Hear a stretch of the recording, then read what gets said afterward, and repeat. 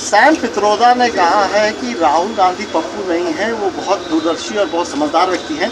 BJP जहाँ करोड़ों खर्चा कर रही है स्ट्रैटेजी बनाने के लिए, वो राहुल गांधी वो सब खुद कर रहे हैं। ये सैम पित्रोदा वही है ना जिन्होंने कांग्रेस के लिए ये स्ट्रैटेजी बनाई थी कि कांग्रेस यदि सत्ता में आएगी तो जो लोगों की संपत्ति है उस संपत्ति का आधा से अधिक हिस्सा लोगों से सरकार छीन लेगी। ये वही लोग हैं ना।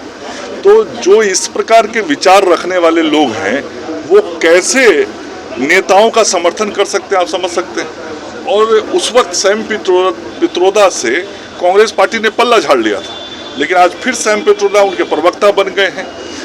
राहुल गांधी के सारे गतिविधियों की मॉनिटरिंग भी करते हैं और बाहर में जाके क्या बोलना है ये कागज भी बढ़ाते हैं। और क्या बोल रहे हैं राहुल गांधी विदेश में जाके?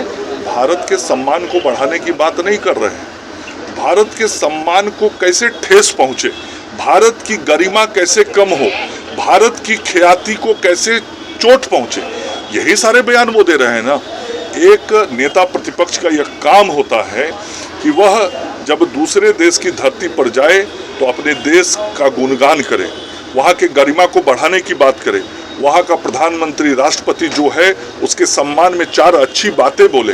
लेकिन राहुल गांधी जी ने अपने पूर्वजों से, चाहे वह श्रीमती इंदिरा गांधी जी हों या राजीव गांधी जी हों या सोनिया गांधी जी वर्तमान में उनके साथ जो हैं, उनसे यही सीखा है कि भारत के सम्मान को ठेस पहुंचाओ, इसी से तुम्हारी राजनीति चलेगी।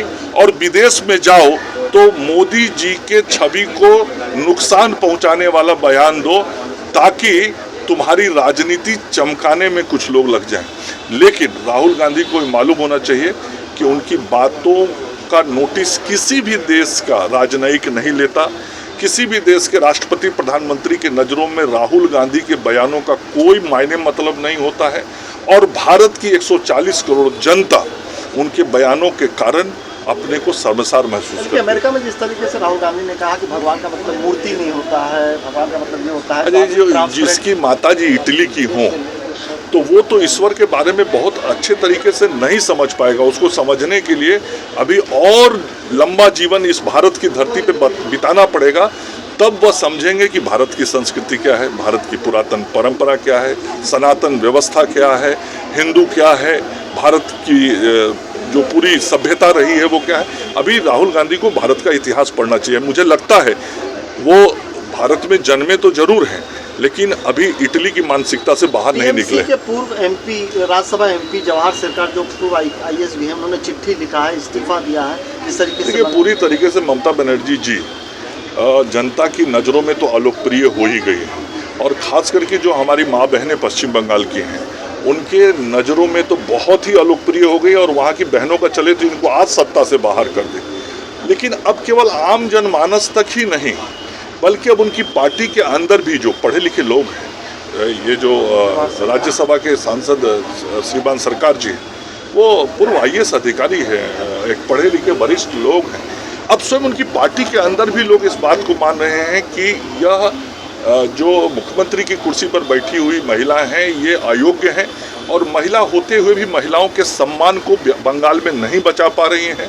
ऐसे व्यक्ति और ऐसे पार्टी के साथ रहना अब उचित नहीं है, इसलिए वो इस्तीफा बेचारे दे रहे हैं। पटना सिटी में जिस तरीके से बीजेपी नेता कहते हुए तेजस्वी यादव ने एक्स पर पोस्ट किया और कहा कि सत्ता संरक्षित अपराध। तेजस्वी यादव को इतिहास अपना देखना चाहिए, लेकिन आज जो घटना घटी है वह निश्चित रूप से बहुत ही दुखद है, कष्टदायक है, पीड़ादायक है। और मैं स्वयं उस कार्यकर्ता के साथ वर्षों तक जुड़ा रहा हूँ।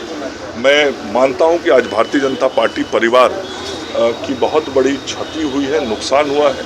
और जिस भी अपराधी ने इस अपराध को अंजाम दिया है वह अपराधी कानून की गिरफ्त से बचेगा नहीं, उसकी गिरफ्तारी भी होगी और उस पर कार्रवाई भी होगी। सारन में एक है जो डॉक्टर है वो यूट्यूब देखकर जो सर्जन है वो सारे मामले को देख